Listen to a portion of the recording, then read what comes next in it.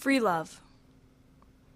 Because revolutionary anarchists of all types have recognized the freedom of every individual to determine how they will live on their own terms to be a central aim of anti-authoritarian revolution, we have spoken more often and with more courage of the transformation of personal life that must be part of any real revolution. Thus, questions of love and erotic desire have been openly discussed in anarchist circles from very early on. Anarchists were among the first advocates of free love, recognizing in marriage and the absurd sexual restrictions imposed by religious morality, ways in which submission to authority was imposed. Women such as Emma Goldman and Voltairine de Cleyre recognized in puritanical morality one of the greatest enemies to the liberation of women in particular, as well as humanity in general.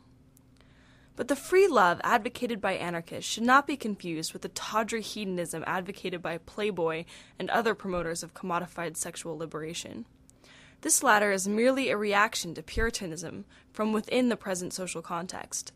Its continued adherence to the logic of submission is evident in its commodification and objectification of sex, its dismissive attitude toward passionate love because it can't be quantified and priced, and its tendency to judge people based on sexual willingness, performance, and conquest. Love and erotic desire, freed from the logic of submission, clearly lies elsewhere.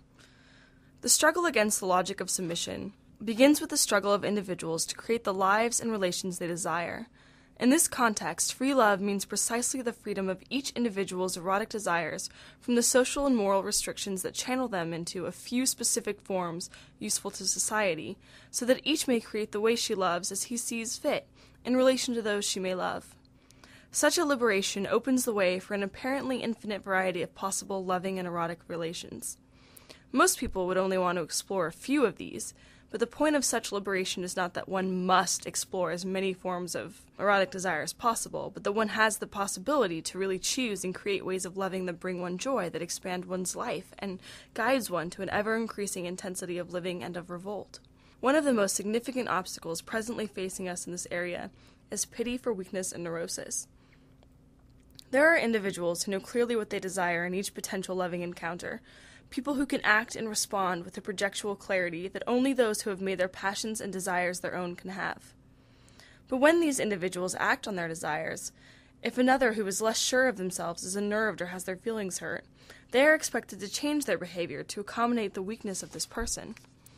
Thus the strong-willed individual who has grasped the substance of free love and begun to live it often finds herself suppressed or ostracized by supposed comrades.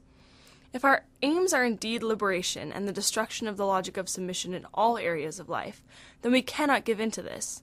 The point is to transform ourselves into strong, daring, self-willed, passionate rebels, and thus also into strong, daring, self-willed, passionate lovers. And this requires acting without guilt, regret, or pity. This self-transformation is an essential aspect of the revolutionary transformation of the world, and we cannot let it get sidetracked by a pity that degrades both the one who pities and the one who is pitied. Compassion, that feeling with another because one recognizes one's own condition in theirs, can be a beautiful and revolutionary feeling. But pity, which looks down at another's misery and offers charity and self-sacrifice, is worthless for creating a world of strong individuals who can live and love as they choose.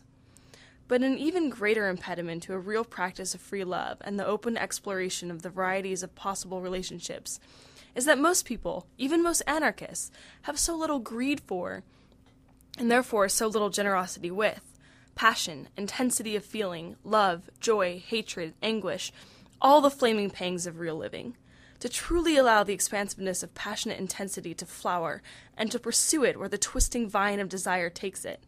This exploration requires will, strength, courage, but mainly it requires breaking out of the economic view of passions and emotions.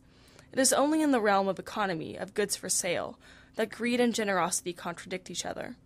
In the realm of uncommodified feelings, passions, desires, ideas, thoughts, and dreams, greed and generosity go hand in hand. The more one wants of these things, the more expansive one must be in sharing them. The more generous one is with them, the more one will have. It is the nature of these things to be expansive, to seek to broaden all horizons, to take more and more of reality into themselves and to transform it. But this expansiveness is not indiscriminate.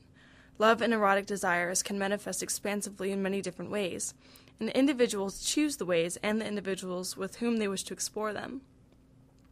It makes no sense, however, to make these decisions based on an imagined dearth of something that is, in fact, potentially beyond measure. Rather, such decisions are best based on desire for those to whom one chooses to relate, and the potential one perceives in them to make the fires of passion burn ever more brightly. The mechanics of erotic desire, homosexuality, heterosexuality, bisexuality, monogamy, non-monogamy, etc., are not the substance of free love. It can manifest in all of these forms and more. Its substance is found in those who can choose to expand themselves, to guide themselves to expand their passions, dreams, desires, and thoughts. Free love, like revolution, acts to recreate reality in its own image, the image of a great and dangerous utopia. Thus it seeks to turn reality on its head. This is no easy path. It has no place for our weaknesses, no time for neurotic self-pity or meagerness. For love in its most impassioned and unconstrained forms is as cruel as revolution. How could it be otherwise when its goal is the same, the transformation of every aspect of life and the destruction of all that opposes it?